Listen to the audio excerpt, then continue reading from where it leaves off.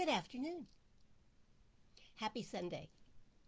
I hope it's been a happy Sunday for you so far. I hope that the week so far has been happy for you and that wonderful things are happening in your life.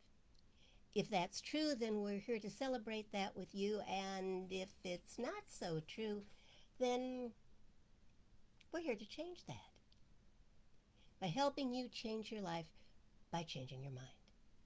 We really do believe in the power of the mind to work through the spirit in you and to create a new reality if that's what you want. So, good morning, Heidi. Good morning. See, there I go. Good afternoon. I know it's afternoon. I just said that. Good afternoon. Happy Sunday afternoon. How's your life going? What's going on for you right now? How are you feeling? What can we do to support you in creating just the highest and greatest reality that you can imagine? What can we do? Talk to me. Let me know how your life is going and what could use some support.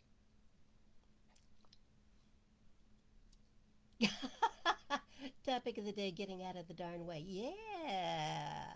We do that, don't we? We get in our own way. We do. All of us do. We take chance turns doing that, I think, in our life. If somebody else isn't getting in our way, we just kind of step right in and fill the void. So let's get over that, shall we? Empowered. Are we feeling empowered or do we want to be empowered? Which one is it? Lots of choices. Lots of choices in this world. Lots of choices in this lifetime. And we're here to kind of figure out how to make the very best choices, the most powerful choices, the most empowering choices for our life, spiritually speaking, of course. So, talk to me, Heidi. All right. Hey, that's a good story. That's a good thing to share. Financial crisis, turn to the universe, ask for help, got help, all resolved. On with life. Yes. Yes. Happy to hear that. And you went the right place, didn't you? You turned in the right direction. That's what it takes. Rather than going underground or hiding our head in the sand, it's about knowing where to go when things don't look the way we think they should look. Good for you. Oh, I'm proud of you. Yes. And I hope you're proud of you for making the right choices and going to the right places and making the magic happen. Yay. Thrilled with that. You know, I had a book here I was going to promote. And it's not here. So maybe the technical department is out running an errand right now. So maybe if the technical department comes back in time, she will. She will get the book for me. If not,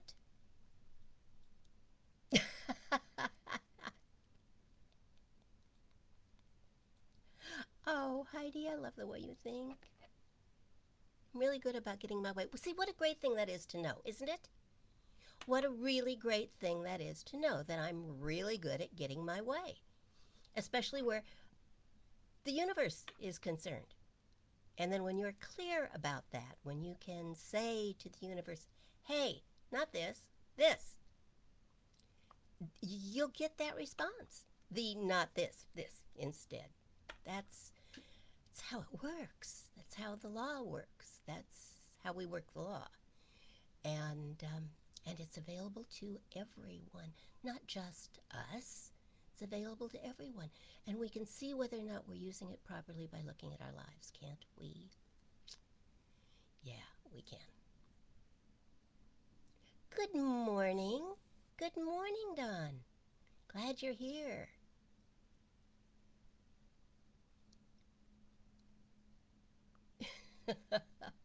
Tech department is out on an errand, but she'll be back.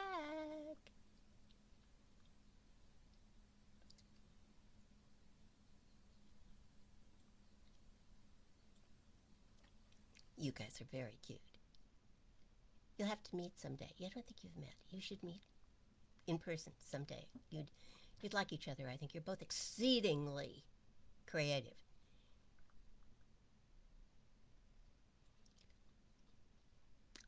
I know that about both of you. It's kind of hard not to know about both of you. I don't think you stepped in front of anyone, Heidi. You're just fine. Stay where you are.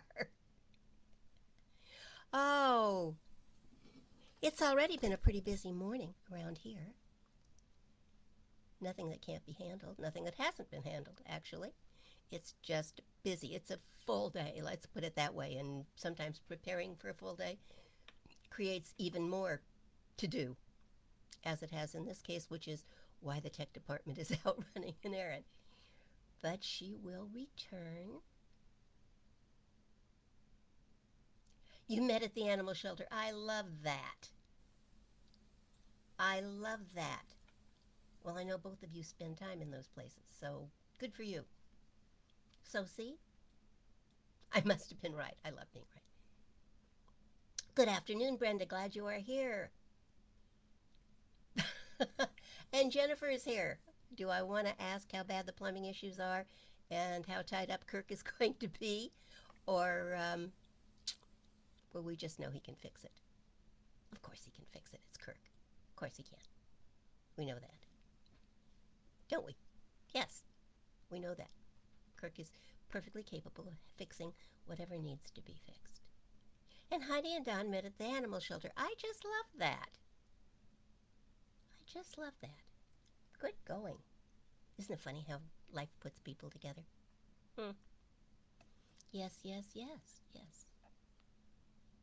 And you're not late, Jennifer. You're perfectly on time. I haven't said anything important yet. I'm just enjoying the company here this morning, which is always a delightful thing to do, and it's always delightful company. So here we are.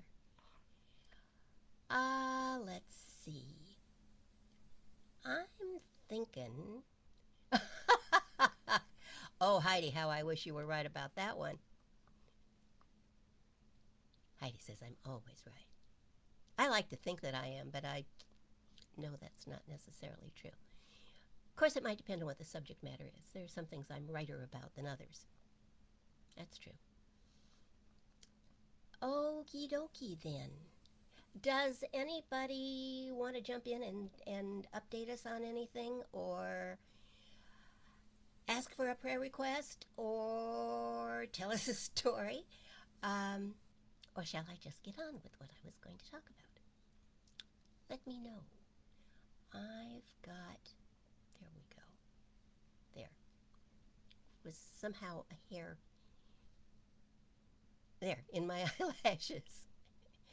And you try to be so cool about that and pretend it's not there, but after a while it would drive me absolutely out of my mind. So better I just get it out of the way, don't you think?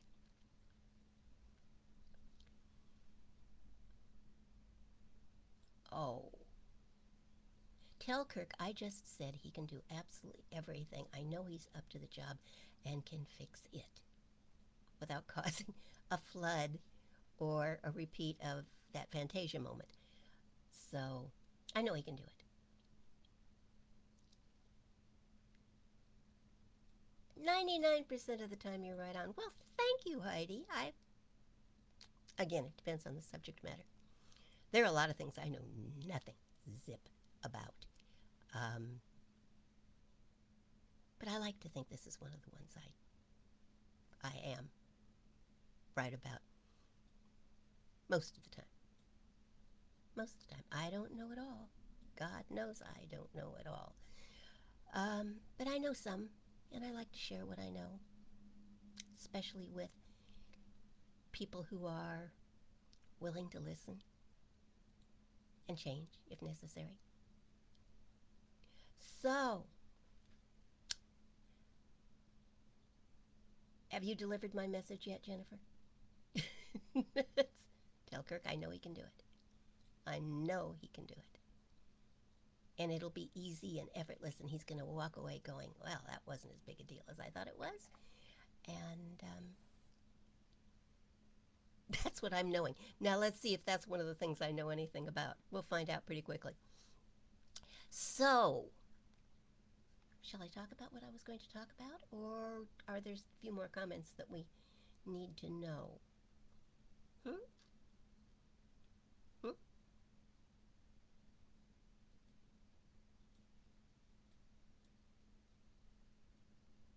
I'm not getting any feedback yet. I know I'm ahead of you. I know that. I realize that. And sometimes I don't know how long I need to wait.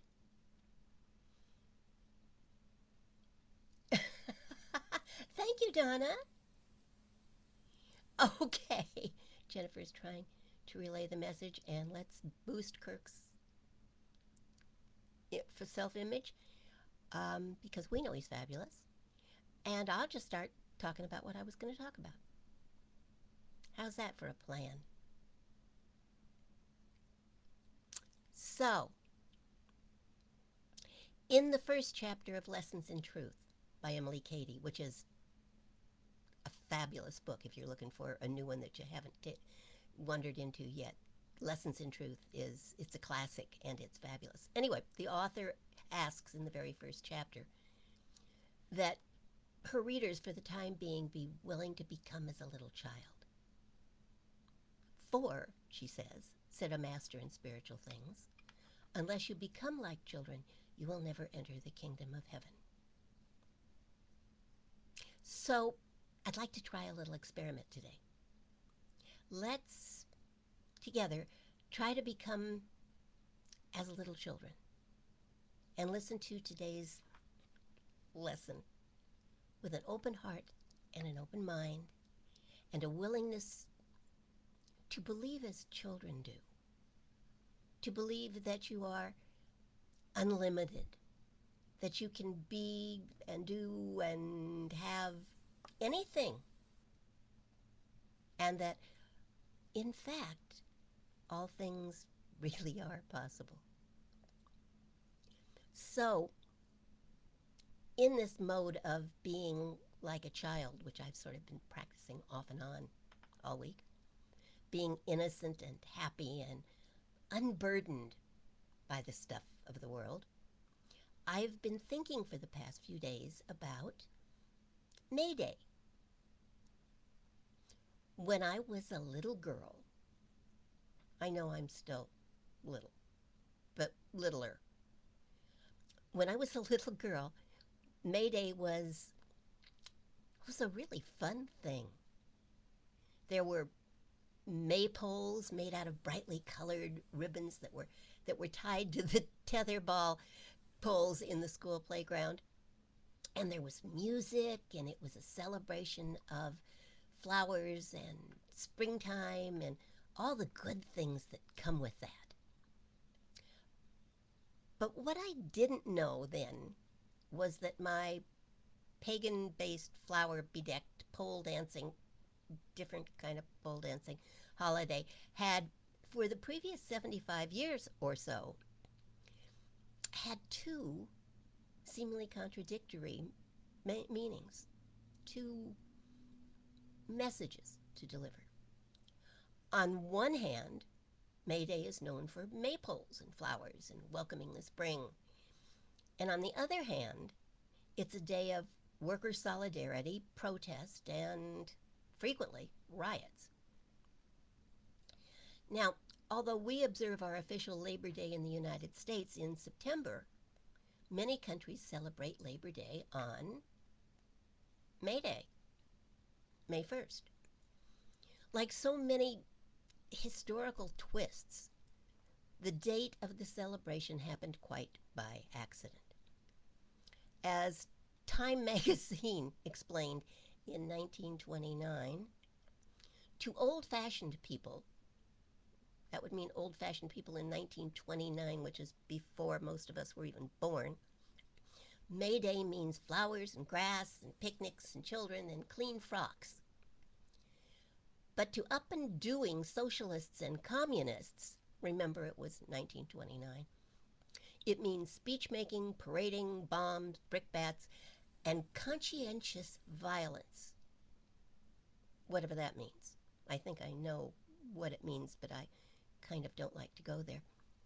This other meaning, Time said, of the May Day dates back to the 1st of May in 1886, when some 200,000 U.S. workmen engineered a nationwide strike for an 8-hour day. The strike ended up causing a riot. Several people were killed, many, many more were injured. If the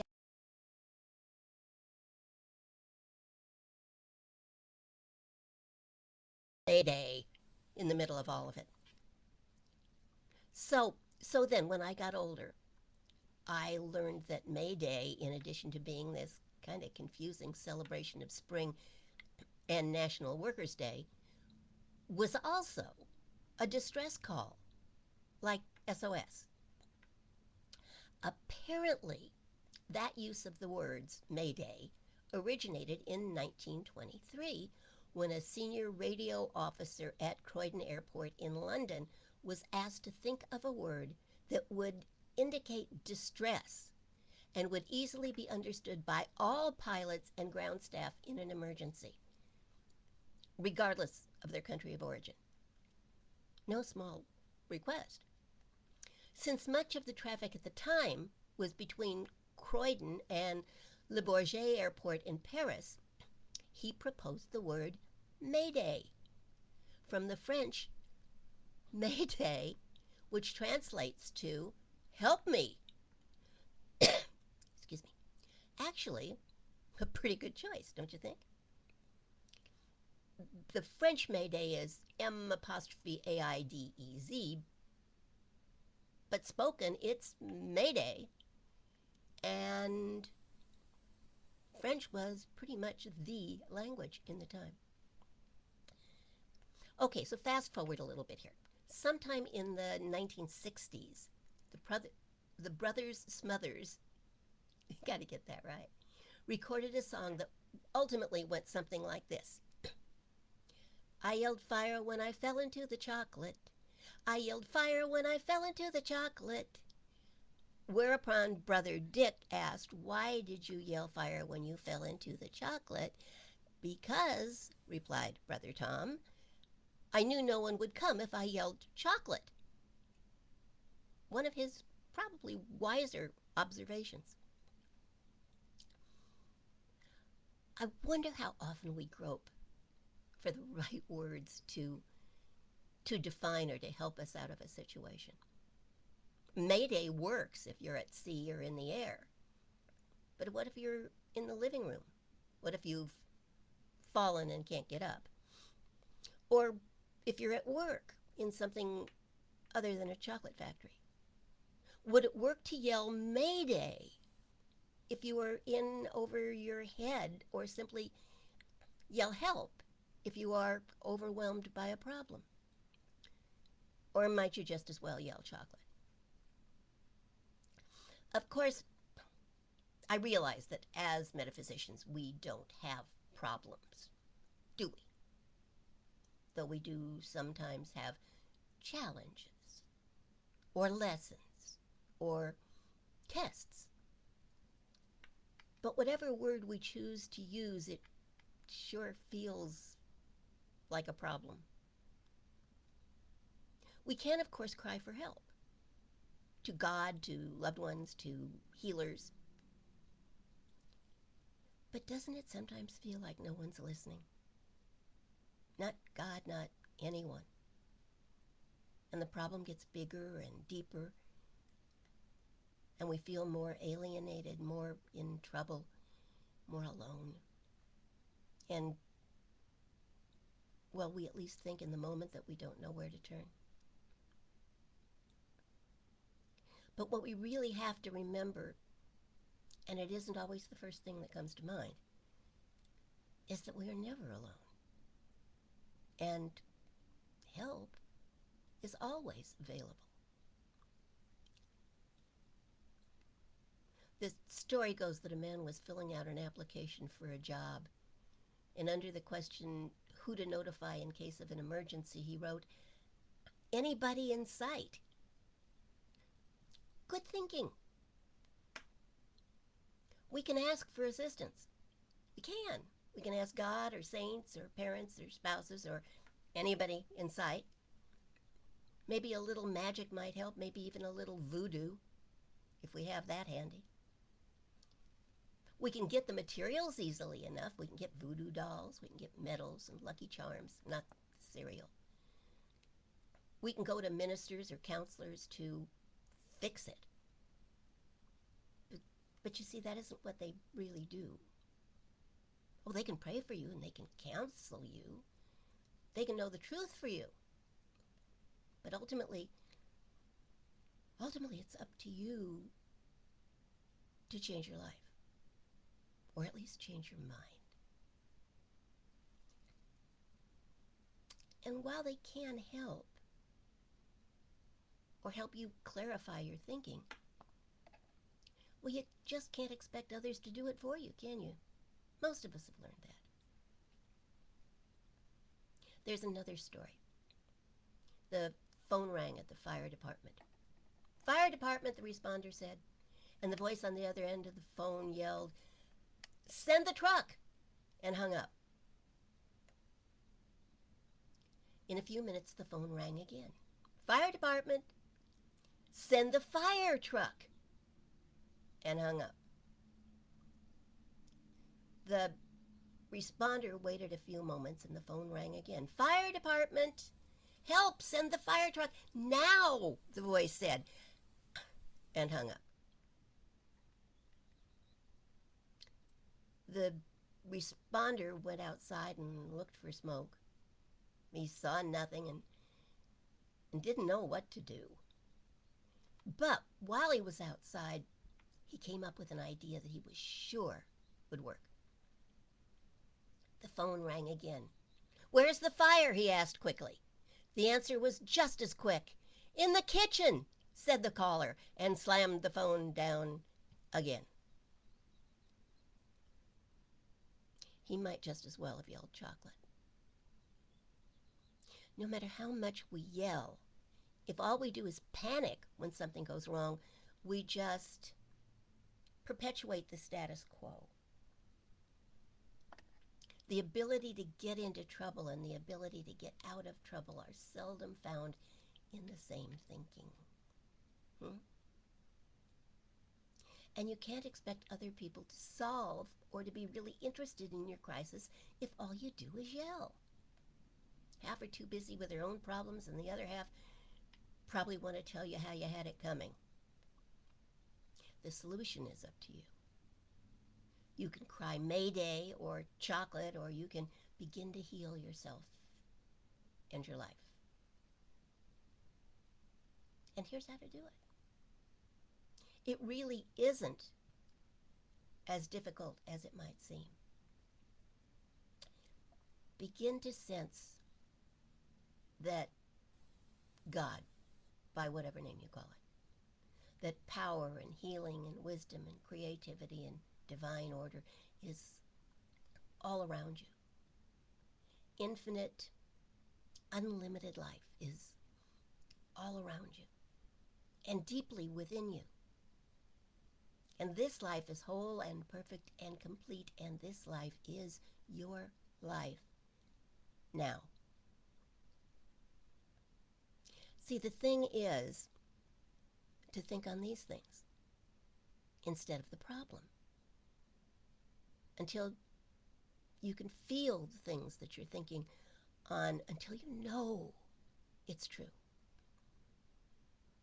Now, simply allow your mind to accept that this life flows through you and into whatever it is you are working on or for. You don't need to manipulate anything. You don't need to will anything to happen. Things happen because there is a universal law that responds to your thought. You don't need to make the law work. You couldn't make the law work. The law just is. And it works. You just have to let it work. And you animate it in your life with your thinking. By thinking correctly, you energize the power within you. So by thinking correctly, you change your life. See, it really is done unto you as you believe. And that's how the law works. And that's how prayer works.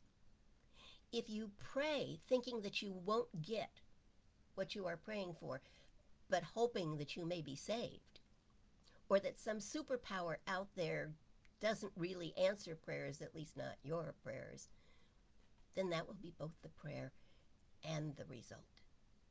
What you're thinking as you're saying the words is the message that gets delivered.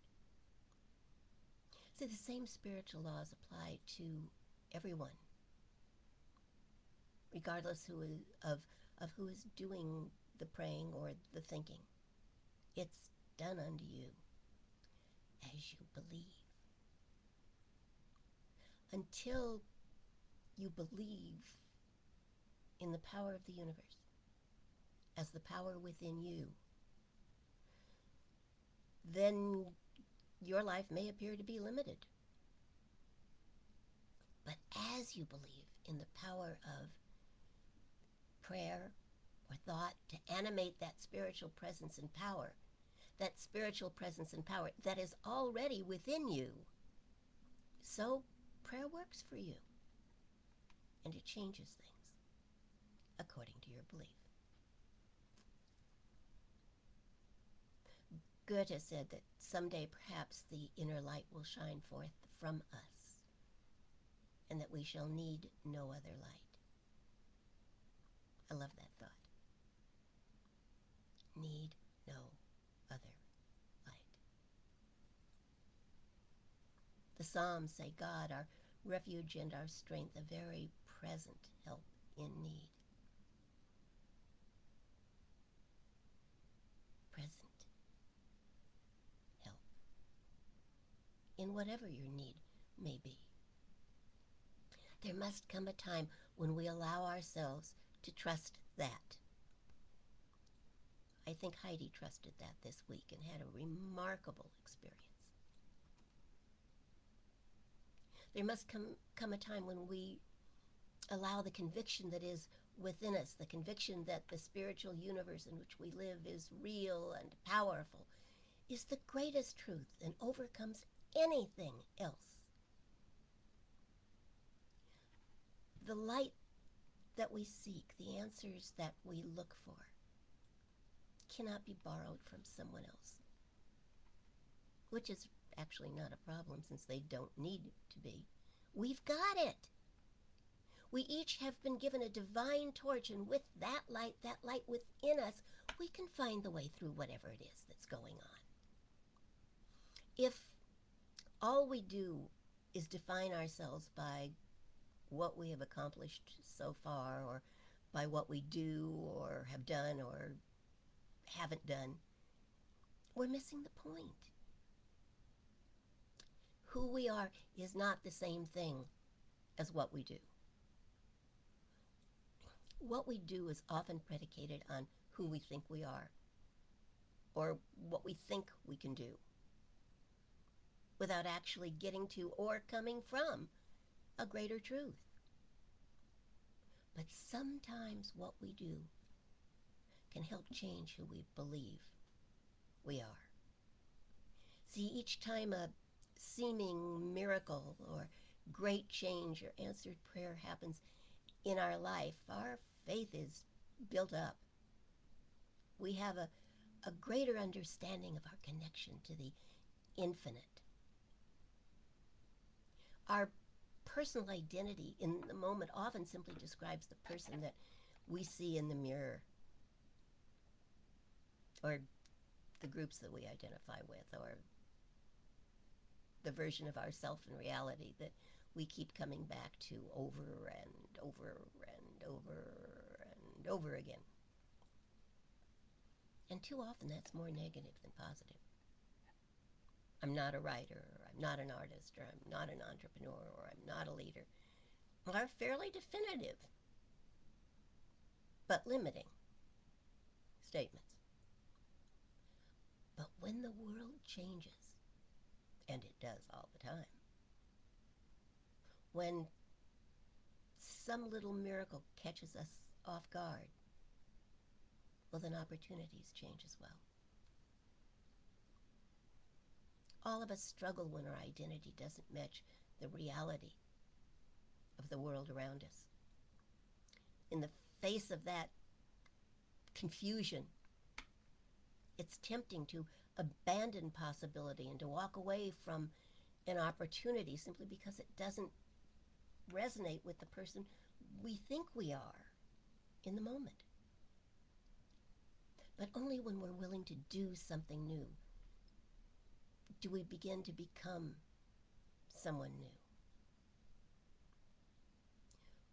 What new thing can you do to begin to redefine your image of yourself in this world? What might you do? What step might you take? What class might you take? What risk might you take? Often the something new doesn't require so much of you except that you change your mind. That you change your mind about who you are, what you can do, what you may yet be. Maybe we just need to remind ourselves to re-educate ourselves in order to redeem ourselves. Children are taught to celebrate the May as a time of growing light and growing life and newness and the beginning of springtime. And are we not advised to be as little children? It's never too late. You are never too old, unless of course you think you are. And well, there is enough time. Here's a thought for the day. It's from British novelist Arnold Bennett. The chief beauty about time is that you cannot waste it in advance. The next year, the next day, the next hour are lying ready for you, as perfect, as unspoiled, as if you had never wasted or misapplied a single moment in all of your life. You can turn over a new leaf every hour if you choose.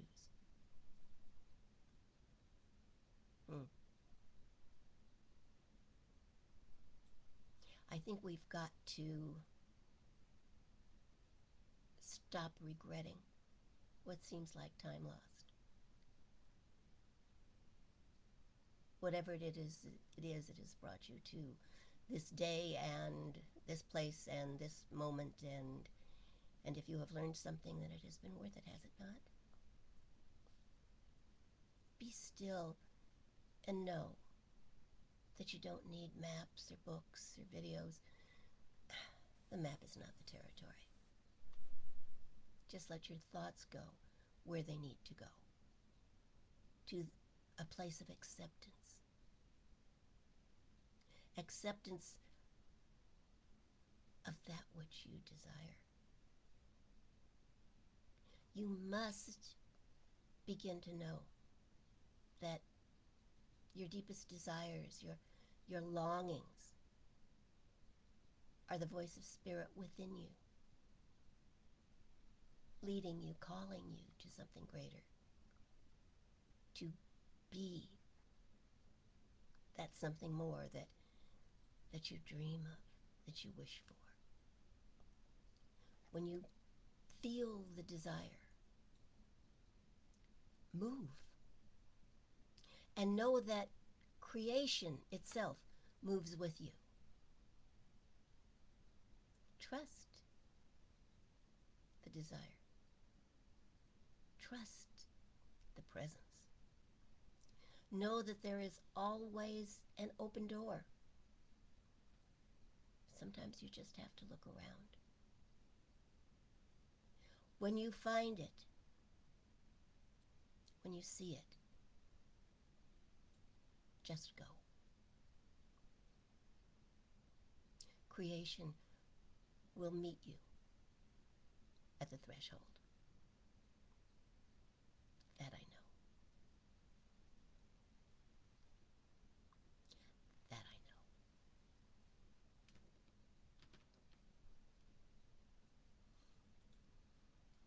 know.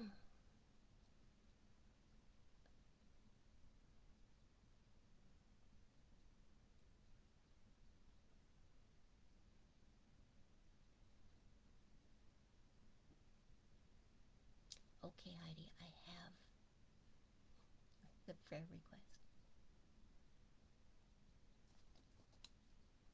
By any chance, do you have the dog's name?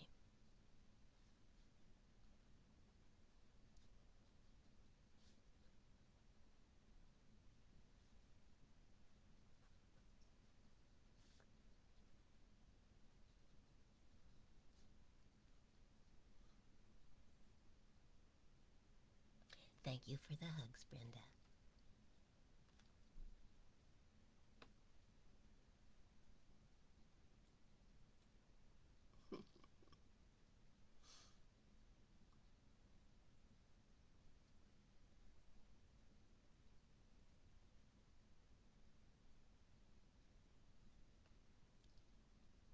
So, where are we now? I kept thinking of Kirk trying out his plumbing skills as I was talking. If you believe, you can. But you gotta really believe. You can't just say you believe, you have to really believe.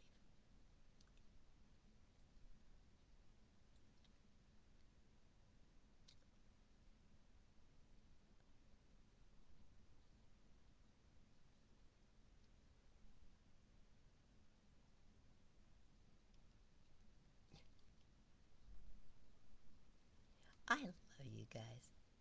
You're just an amazing group in my mind. So, we're going to pray in a few minutes. What do you want me to pray for? I got one puppy. I got one puppy issue. Talk to me, what else? Jennifer says I'm not hearing swearing. That's probably a good sign, don't you think, if he's under the sink? Yeah. I think that's a very good sign.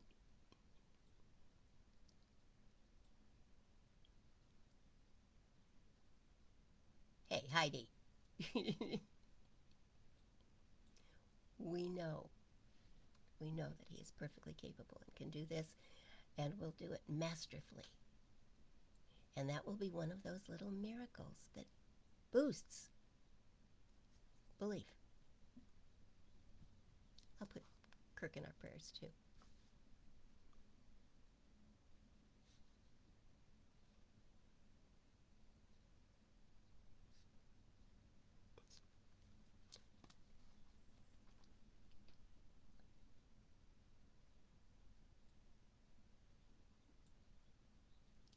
Yeah, Jen, I got it, babe.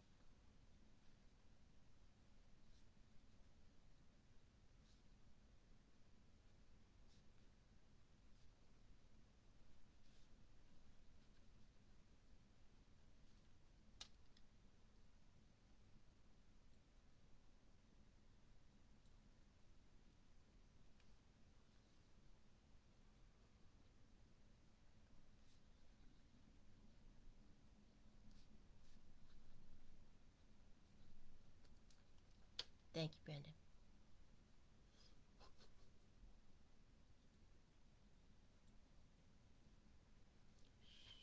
Shh, Jennifer says.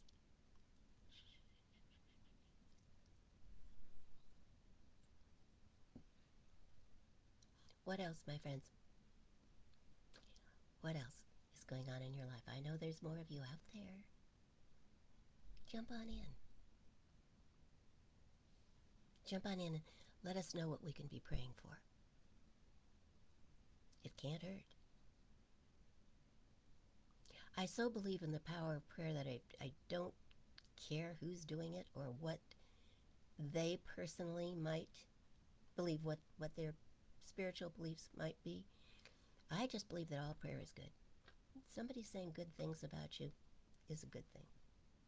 And if it doesn't apply, if it's not really the right thing for your life, nothing's going to happen. Remember, it's done unto you as you, you believe, not as someone else believes.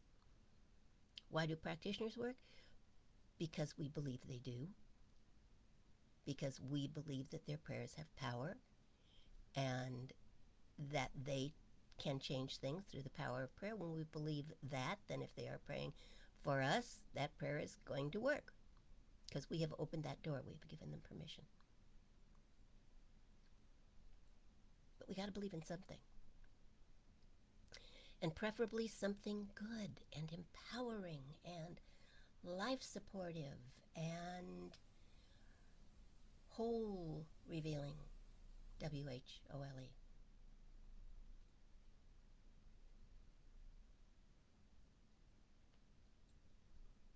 Yeah, Heidi, right.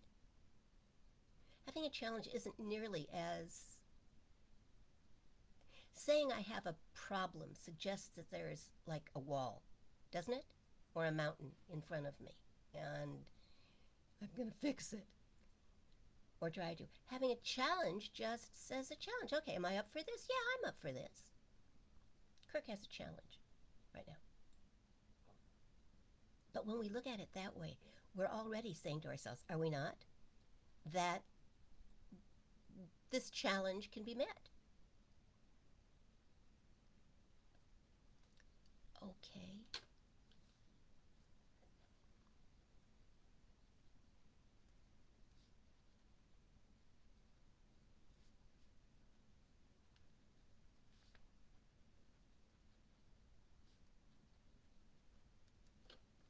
Got it, Jennifer. The lusty month of May, yes. Well, you know I love the whole Camelot analogy. I'm big on that myth. I think there's a lot to be learned from it. Wrote a book about it, didn't I? I did. I wonder where my copy of that is. It's here somewhere. I'm supposed to have a copy yeah, of each of my books. Not that there are that many. I mean, like Cac's got a wall full of covers. I have maybe 3 or 4. Lose track. But you'd think I'd have one handy, wouldn't you? Book's called Company of the Chalice. I think you can get it on Amazon. If not, you can order it on Relevant Spirituality. How's that for a plug? My favorite one of all of my books? Wow, they're all different. They're all different. I like The Key to Abundance, which is a little tiny book that is all about little tiny, it's not even that big, maybe that big. The whole book. Which is all about using the Lord's Prayer to break down your thinking about abundance and create a new vocabulary around that.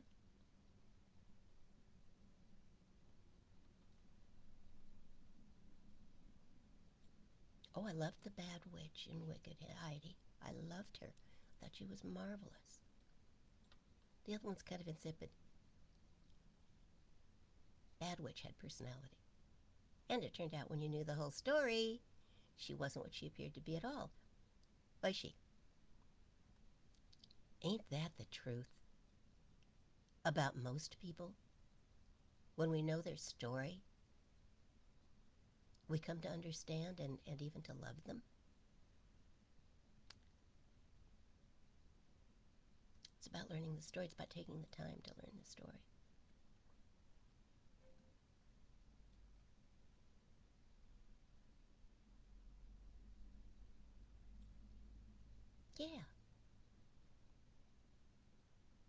It's true of animals as well.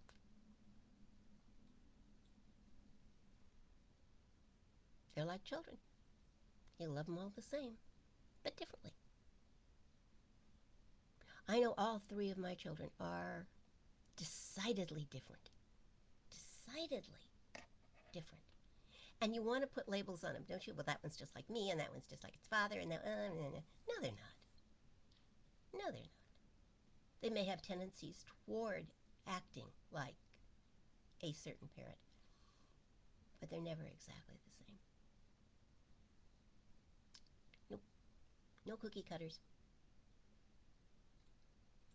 So, I'm going to give you one more minute. If you have any prayer requests, just put them in there. Let me know. And then we'll pray. Okay?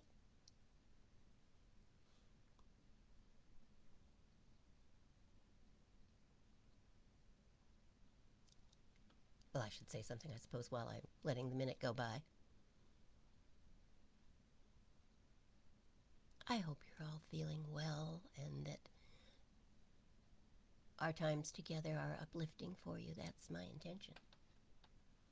That you walk away from our hour together, whether it's Sunday at noon or Wednesday at 7 o'clock, feeling stronger, better, and more able to apply the lessons to your life. I know Heidi did that this week because she told me she did, right here on this spot. I know she did. She had a challenge. She met it with the truth, and things changed. Wow, I love it when you do that. Let me know those stories too. Let me know those stories too. That you have, because it says to me you're taking the lessons, the ideas, and applying them to real situations in your life. And I know that if you do that, you're going to have remarkable results. I know that.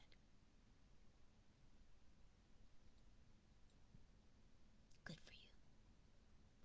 Heidi.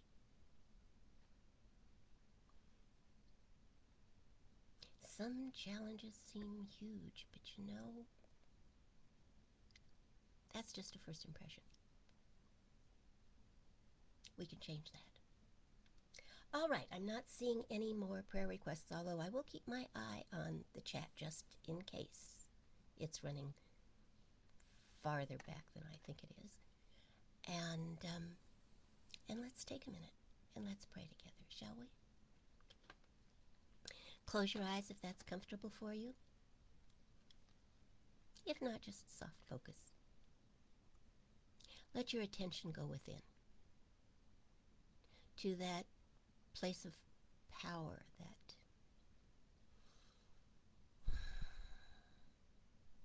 that awesome, wonderful truth. That as much as it is all around and about you and live in the world, so too the power of creation is within you.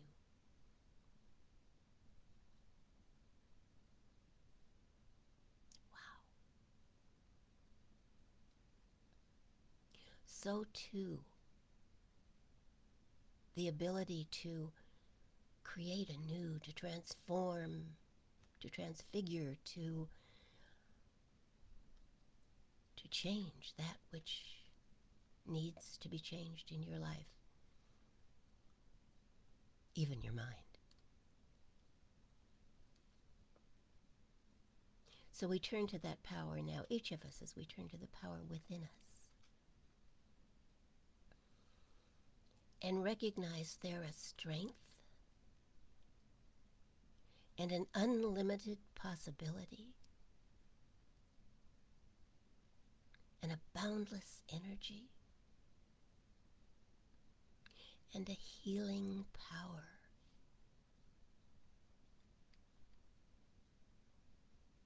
And as we turn to that, now we recognize that as we think, as we speak, so we create in this world.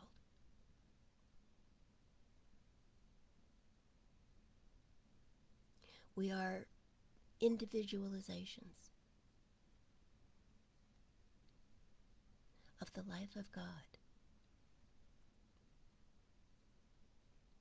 microcosms of the macrocosm that is creation itself. And as we speak, as we utter the words of healing and well-being, so too those words take form and create a new reality in our lives and in the lives of those who believe.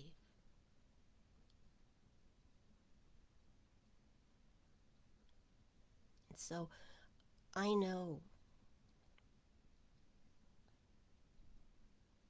that in the puppy's life that Heidi brought to our attention, all cancer cells are removed.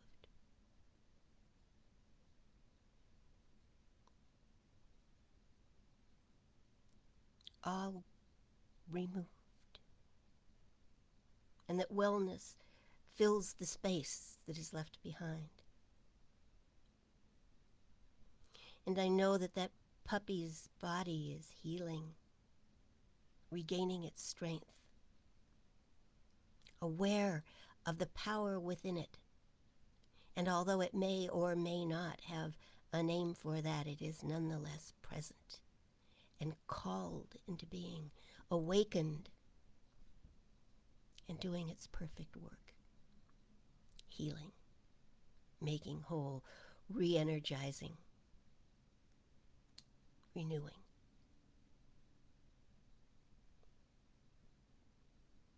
I know, too,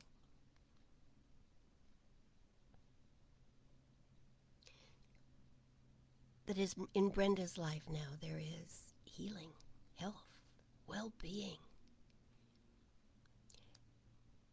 a renewed energy such as she has not felt in a long time, but that is wakening up within her now, energizing, renewing, healing, making whole. And at the same time, as her body is renewing itself, so too her mind is getting clearer and clearer and clearer. And she knows just what it is she is to do and how she is to do it. And the clarity is amazing.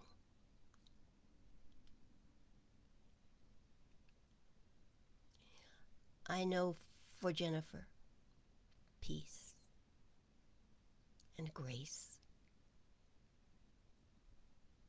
poise, perfection.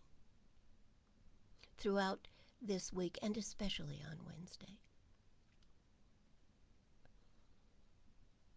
I know that she is centered in the presence of God within her,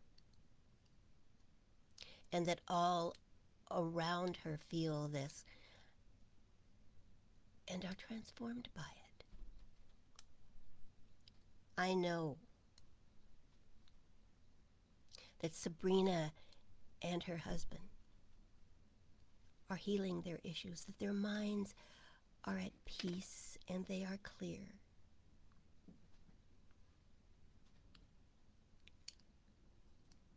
And whatever appears to be amiss is now realigning itself with a greater truth. And that the mind as well as the body knows how to heal, and does.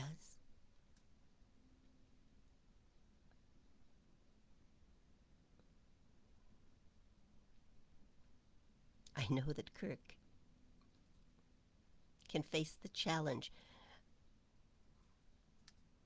of the faucet and come out as a victor, because I know he can do anything he sets his mind to do.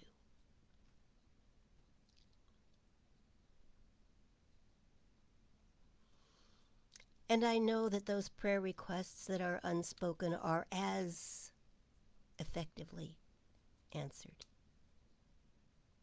Because God knows. And so I just speak my word for the revealing of the truth, the greater reality, the presence of God and wholeness and peace and wisdom and love, peace, poise, power, and grace.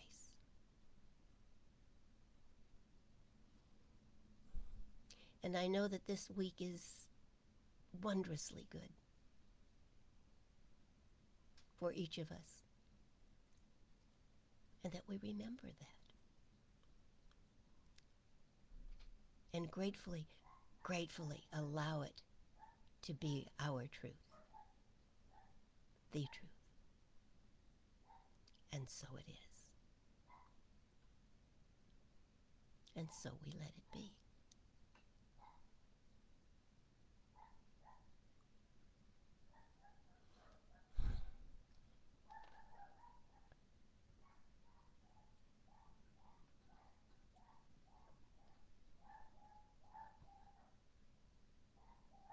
Yesterday was May Day, but it's never too late to celebrate. And we can choose, I think, each of us, whether it is a day of argument, whether it is a day of rioting, or whether it is a day of celebration and springtime and newness, and maybe even flowers. I know for each of you that you were wise enough to make the right decision, to make the choice for yourself. And so I celebrate that. And look forward to seeing you all on Wednesday. It's been a good day. It's going to get even better. We let that be so.